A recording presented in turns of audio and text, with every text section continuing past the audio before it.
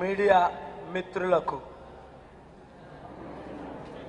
కూడి ఉన్న కొంతమంది కోఆర్డినేటర్స్కు విశాఖపట్నం జిల్లా నుండి 15 నియోజకవర్గాల నుండి వచ్చిన కోఆర్డినేటర్స్కు ఇంకొక అరగంటలో మనం కోఆర్డినేటర్స్ మీటింగ్ స్టార్ట్ చేసుకుంటాం. ఇంకా వస్తున్న వాళ్ళు వస్తున్నారు కనుక మీరెవరు మాట్లాడకండి. మీడియాలో మాట్లాడిన తర్వాత మళ్ళీ మీతో మాట్లాడతాను. దయచేసి ఎవ్వరూ మాట్లాడొద్దు. అర్థమైంది కదా? ఇది పెట్టండి అది పెట్టండి అని కూడా అనొద్దు.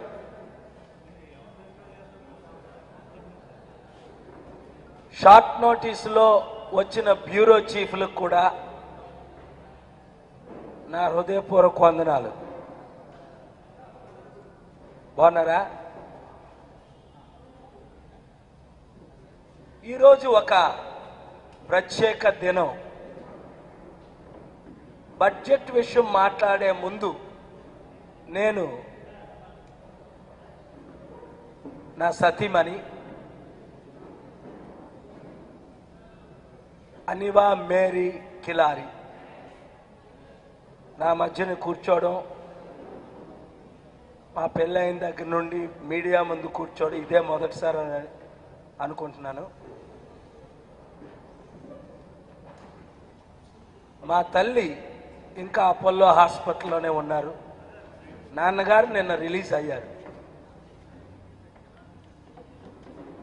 అలాగే మీ అందరికీ జ్యోతి బేగల్ తెలుసు, మన ఆర్గనైజేషన్ ట్రెజరరు. నేను ప్రెసిడెంట్ని, నా వైఫ్ వైస్ ప్రెసిడెంట్ అన్ని సంస్థలకు. జ్యోతి బేగల్ ట్రెజరర్ అన్ని సంస్థలకు. అలాగే మా ఫాదర్ జనరల్ సెక్రటరీ. నా కొడుకు John Paul Kilari, John Paul అని మేము అంటాం, జేపీ అని, ఎగ్జిక్యూటివ్ మెంబర్. అలాగే నా కూతురు పీస్ కిలారి, నా brother in law Timothy Deep అంటే నా సతీమణి వైఫ్ తమ్ముడు ఫెయిత్ఫుల్గా 1983 నుంచి పనిచేస్తున్నాడు తిమోతి దీప్. ఇప్పుడు అమెరికాలో ఉంటున్నారు. మా సంస్థలకి 7 బోర్డు మెంబర్స్.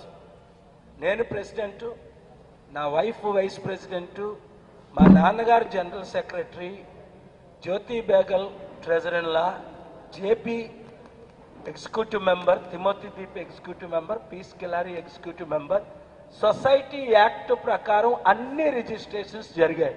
గత సంవత్సరం ఈ ప్రాపర్టీ అవినీతిగా ఇక్కడ ఉన్న ఆర్టీఓ వెంకటేశ్వర్లు మా అన్నయ్యని చంపిన వదిన పిల్లలకి రాసి ఇచ్చేయడం జరిగింది. మీలో కొంతమంది రిపోర్ట్ కూడా చేశారు. దేవుని కృపను బట్టి మంచి జడ్జిలు, మంచి కోర్టులు ఉన్నాయి కాబట్టి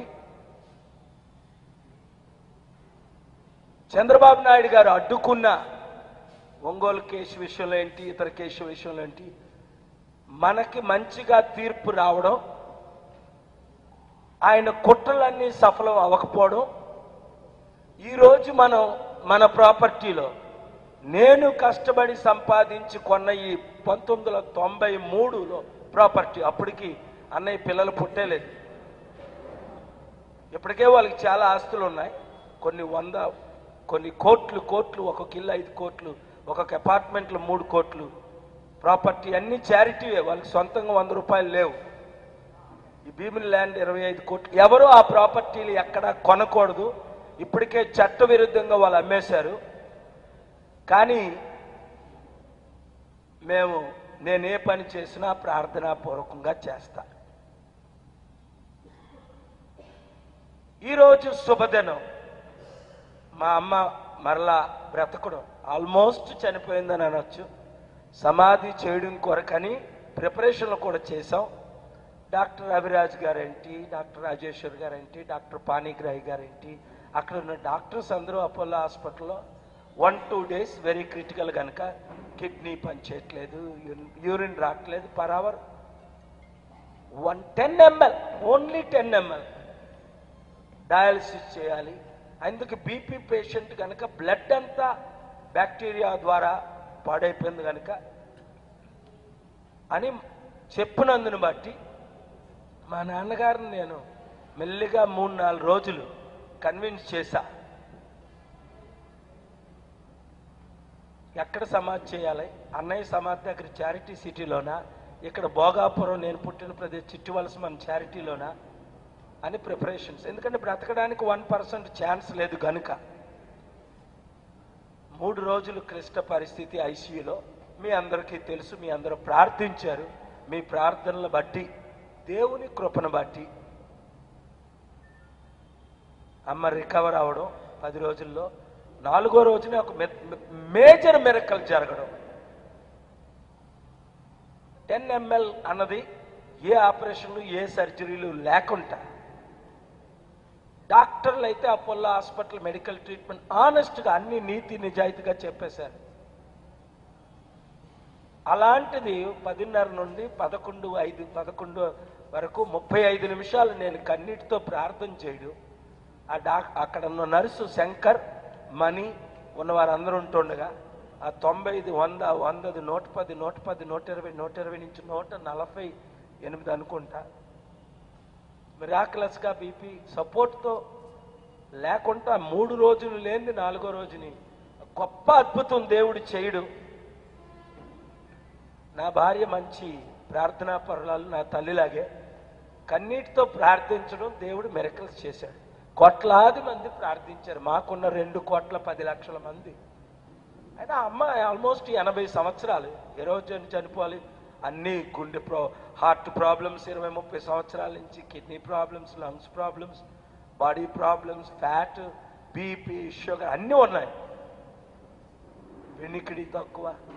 దేవుడు ఇవన్నీ శారీరకంగా ఎందుకు చేస్తాడో మనకు తెలియదు, కానీ ఒక మాట ఉంది, నిన్ను స్వస్థపరిచి యెహోవాను నేనే, ఐ షల్ హీల్ యూ. డాక్టర్లు మందుల ద్వారా ఎంతో మందికి స్వస్థత. నమ్మబట్టే కదా డాక్టర్ల మందులు అపోలోకి తీసుకెళ్ళాం. వారు చూసి అన్ని ఇన్వెస్టిగేట్ చేసిన తర్వాతే కదా ఇది క్రిటికల్ అని చెప్పాడు.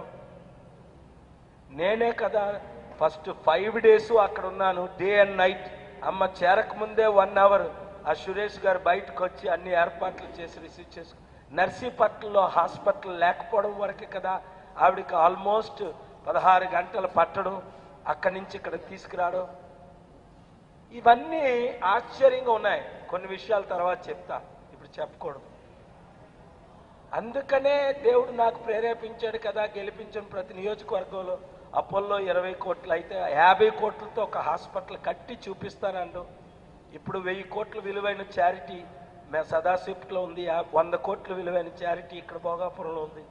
ఒక్కరి దగ్గర 1 రూపాయి తీసుకుంటాం. 3,10,000 మంది అనాథులకు, 40 లక్షల వితంతులకు, ప్రతి గ్రామంలో, ప్రతి నియోజకవర్గంలో, ప్రతి జిల్లాలో, ప్రతి రాష్ట్రంలో, ఈ దేశంలో మేము సేవ చేసిన సంగతి అందరికీ తెలుసు. ఇప్పుడు 100 రెట్లు ఎక్కువ చేయాలని నేను ప్రజాశాంతి పార్టీ పెట్టడం జరిగింది.